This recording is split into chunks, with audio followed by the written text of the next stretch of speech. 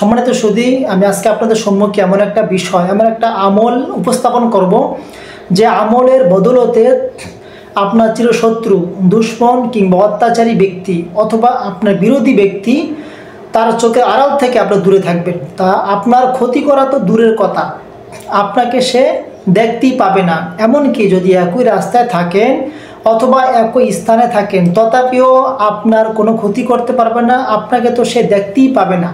প্রিয় ভাই, যদি কেউ নিম্নলিখিত আয়াতে কারিমা বেশি চেয়ে বেশি তেলাওয়াত করে পড়ে নেয়, তাহলে আল্লাহ তাআলা দুশ্মন বা অত্যাচারী ব্যক্তির চোখের আড়াল থেকে দূরে রাখবেন, তার কোনো ক্ষতি করতে পারবে না। প্রিয় ভাই, এছাড়া দমকা হাওয়া বাতাস, ঝড়ো হাওয়া বাতাস, প্রাকৃতিক যেই আপনার ঘূর্ণিঝড় আছে, ওই সময় যদি কোনো বান্দা এই আয়াতে কারিমা পড়ে তেলাওয়াত করে নেয়, তাহলে আল্লাহ তাআলা দমকা হাওয়া বাতাস কমিয়ে দিবেন, তার থেকে তেজটা হ্রাস করবেন, আল্লাহ তাআলা তাকে হেফাজত করবেন। প্রিয় ভাই, আয়াতটা হলো সূরা আনআমের 103 নম্বর আয়াত। লা তুদরিকুল আবসার ওয়া হুয়া ইউদরিকুল আবসার ওয়া হুয়াল লতীফুল খবীর।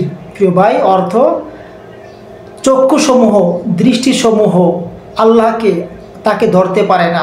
দুনিয়া যে চোখ বা দৃষ্টি, বান্দা বান্দির চোখ দৃষ্টি তাকে ধরতে পারে না। অহুয়া ইউদরিকুল আবসার, এমনকি সমস্ত সকল দৃষ্টিসমূহ তার আওতাধীন আছে।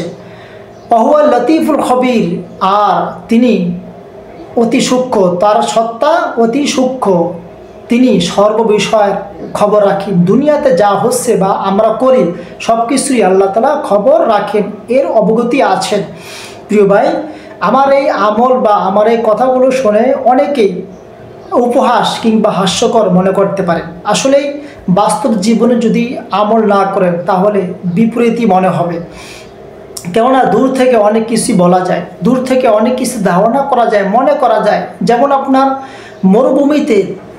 মরুভূমিতে আপনি দূর থেকে প্রচণ্ড রোদ, প্রখর রোদের মাঝে দূর থেকে যদি আপনি দেখেন, মনে হয় পানির ঢেউ, পানি রয়েছে।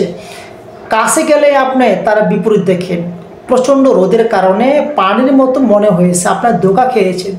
আসলে বাস্তব জীবনে যদি আপনি না আনেন, প্র্যাকটিক্যাল আপনি না করেন, এইটা আমলের মাধ্যমে আপনি বাস্তবায়ন না করেন, তাহলে তো আপনি বিষয়টা বুঝতে পারবেন না। এজন্য আমি আপনাদের প্রতি উদাত্ত আহ্বান জানাচ্ছি, যেন আমল তো বহুত রয়েছে, কত আমল করবে, আমল হাদিসের মধ্যে আমলের অভাব নাই।